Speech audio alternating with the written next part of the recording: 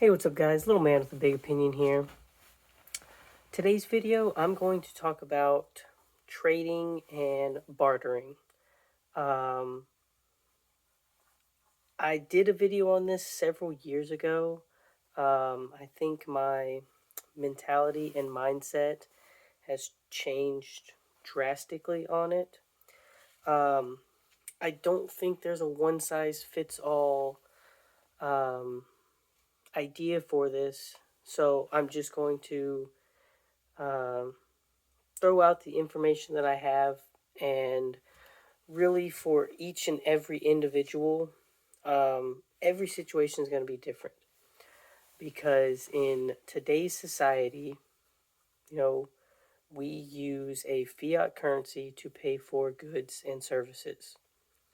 Um, I don't really know how much goes on in the bigger cities, but I do know in the countryside, the urban and rural area, there is still a uh, a small existence of a bartering system.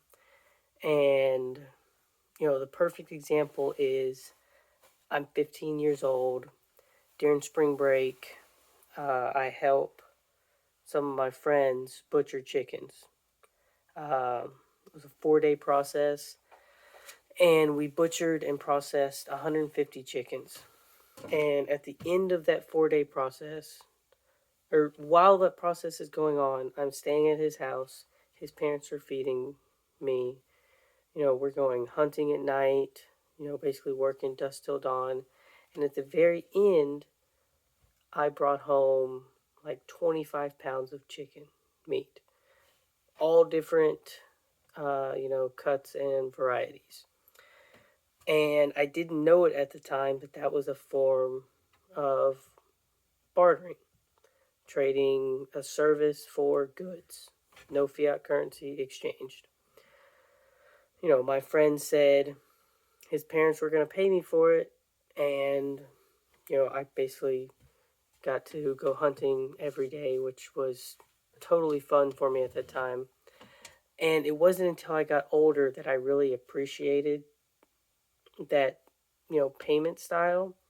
Um, my parents really appreciated it, uh, because it saved them 2 or 3 weeks worth of buying a protein, uh, and only having to get sides and drinks and stuff. Uh, but most people can agree that in a grid down situation, fiat currency is essentially toilet paper or fire starter. Um, Now, the caveat to that is, we don't know in a grid down situation when things are going to go back to normal. And I think most preppers, um, when they talk about their idea of a barter system, they really think when we have to go into our big prepping system, that's going to be the end. Fiat currency's out, and it's bartering and precious metals at that point. But some preppers even make the argument that there's no point in storing gold and silver because you can't eat it. You can't really wipe your butt with it. Um, you know, they make the argument against that as well. So it's up to you what you decide. I can say for myself personally, I'm hoping for the best, preparing for the worst. I'm still putting money into a 401k. I'm spending about 15% of my retirement on precious metals and coins and that sort of thing. That's me personally. You know, if nothing happens, then I don't want all of my funds going into, guns and beans and water storage and chickens and stuff like that. So, getting into the idea of bartering, the easy answer is anything and everything. This shirt that I'm wearing could become a barter item. If it's really cold outside, it's a long sleeve shirt, I've got extras. Someone's shirt gets torn up and they don't have an extra one. This shirt could be worth to them a day's worth of food, or it could be worth 50 bullets, or it could be worth, a 5-gallon water container full of fresh water. Every situation is different. There's not a set monetary amount. It's essentially, what are they willing to trade for that item? And it works the same way with everything else. My go-to rifle is my AR-15. Uh, and but I also have shotguns. I have, large caliber hunting rifles. I've got antique firearms. Uh, I've got an M1 carbine, which I'm getting closer to making that my, main firearm. I just don't have the same number of mags for an M1 carbine and the same amount of ammo either. So that firearm could be worth the world to someone. My beans and rice could be worth the world to someone. In my previous video, I was talking about, a friend getting started in prepping and asking me questions and stuff. They're vetted. I consider them good people. I've taken care of their daughter. We hang out a lot. If they ask for something for help, they're probably going to get it versus the random stranger. You also have to weigh, the risks and the rewards.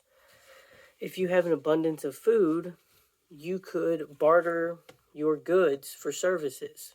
If you have an abundance of fuel, whether it's propane, gas, wood, that could be a barter item. The general consensus is you don't really want to be bartering ammo because you don't want to barter something that can be used against you. But if you have an excess of that and you really need a new sleeping bag because yours is crapped out and it's cold, you're going to do what you need to do to take care of your family. And that's why it is extremely important to not just focus on guns and ammo. You need to spread your prepping budget out amongst everything. And so you're trying to prepare yourself for as many scenarios as possible. And the best case scenario is it's a short term or a medium length SHTF situation that you're just getting yourself through. Short term, I would say that winter freeze in the state of Texas several years ago. It was like 5 days without power. Long term could be, or medium term would be, the home front during World War II. An extended period of time of rationing goods. And long term would be, world without rule of law and the real SHTF, where everything you need is on your own and, may the strongest survive. A lot of people are really trying to get to that, final stage. And not very many preppers are at it. I can admit I'm in that midterm stage. And what's going on in, the news in the world today, it's got me being very thankful for the amount of time that I've been doing prepping. I feel comfortable in bartering certain amounts of food. I feel comfortable in bartering certain amounts of first aid and other things. Because if you haven't tested your preps or even if you have tested it, once the crap hits the fan, it's, you're in the game and you don't know how things are going to go. You've got, 6 months worth of water storage and a tornado comes through, destroys half of it. You weren't planning on that. You had it spread out around your house and around your property, but, that's a pretty big dent. Uh, you say you package 500 pounds of rice and you're planning on 500 pounds of rice and you get down to your last 20-pound bag and it turns out you didn't quite get a good enough seal on it and it's spoiled. Stuff like that happens. So you need to be prepared to barter. On the precaution and safety side of bartering, you never want people to know how much you have and how much you're bringing to the table. If you're bartering ammo, and 22 is the perfect example. If someone's asking for 50 rounds and they're going to give you, 3 butchered chickens, you don't bring the 500 round box out and count out 50 rounds. You take 50 rounds and put it in a small Ziploc bag or wrap it up in paper, and they can sit there and count the 50 to make sure you're giving them 50, but you don't let them know that what they're getting is at least 10% of what you're showing them. Same thing with rice. If someone's trying to get 2 or 3 pounds of rice, you don't bring the 5-gallon bucket out and weigh out 2 pounds of rice. You bring out your quart-sized jar and you say, here's the rice. Bring the jar back and, we can start building some trust amongst each other. And, for some, this mindset, this thought process, it can kind of seem like you're going to become a hoarder because you're so worried about holding on to everything because everything can be bartered. Even if this shirt had a giant tear right here in the elbow and say I didn't know how to hand sew something, someone might look at that and say, hey, I'll give you a couple shotgun rounds for a shirt that you're not going to wear because I know how to hand sew and I can put some life back into it. That's getting really extreme. It's a very strong mindset of people that lived through the Great Depression. I hear my grandma tell stories about, parents saving anything and everything. And it's gotten passed down to, my parents. My parents, anytime they, crack open a glass salsa jar or a pickle jar or things like that, once it runs out, they wash it and put it in the cabinet. Partially because they have big dogs that break stuff all the time, but partially because if you're throwing that away, that's a useful cup. You hold on to the lid and you freeze your rice, that's a useful storage container. All you have to do is clean it. Why are we being wasteful with it? And, the rural area that we live in, they have trash pickup, but it's too small of a town to even think about doing recycle. So that's part of the mindset that you got to have with this. And then another part of the mindset is, comfort items. Twinkies will last darn near forever. Should you be spending a bunch of money on Twinkies, hoping that when the world goes to crap, people will want their sugary snack, so they're going to give you everything you need to survive? That's a bad mindset to have. Same thing with storing a bunch of alcohol or storing a bunch of tobacco. I have purchased heirloom seeds for tobacco because every once in a while I like to have a cigar or smoke a pipe. But that is, late term prepping. I've got a little bit of alcohol because every once in a while I like to have a drink, but I'm not blowing a bunch of money on it. For one, it's a bad habit to get going. But from a prepping standpoint, having boatloads of alcohol is only useful if other people have things that they want to trade for it, and you're only useful as the person that gives them booze. Uh, you need to be as self-reliant as possible, so you are getting the minimum required bartering that needs to be done. And when I say minimum, your first of something has broken and you've repaired it and it's broken again, so you use your spare and it's broken and you've repaired it and you've jerry-rigged it. And if you've got a third, awesome. But say you've got a first and a spare and you piece the two things together, using all the usable parts, and then the thing finally breaks. So now you're going to go barter to get enough parts to get it up and running again. But, that's following the mindset of two is one and one is none. But we got to remember, most of us preppers are probably like me, that you have a limited budget on what you can spend these things on. And hopefully you're also similar to me, where you're not just solely focused on the world is a terrible place and it's going to go to hell in a handbasket. You still want to live your life. I still go camping once a month with my Boy Scout troop. So I'm spending money on that. I still go out to eat with my wife. I still go to football games for the high school I work at. I play video games, so I spend money on that. Your prepping shouldn't be everything, your entire world. But your mindset should be, if prepping is what you're getting into, then there's two kinds of preppers.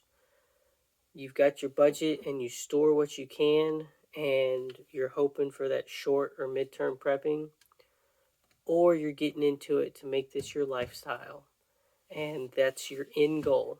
Is you're going to get to the point where you produce your own electricity, you produce your clean drinking water, you produce the meats and fruits and vegetables that you consume, and the only other things that you spend your money on is making sure your preps are just squared away.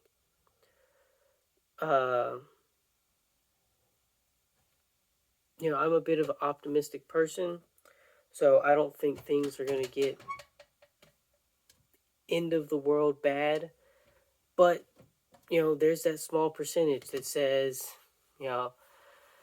every $100 that I'm spending a month is going towards making life a little bit easier when the crap does hit the fan.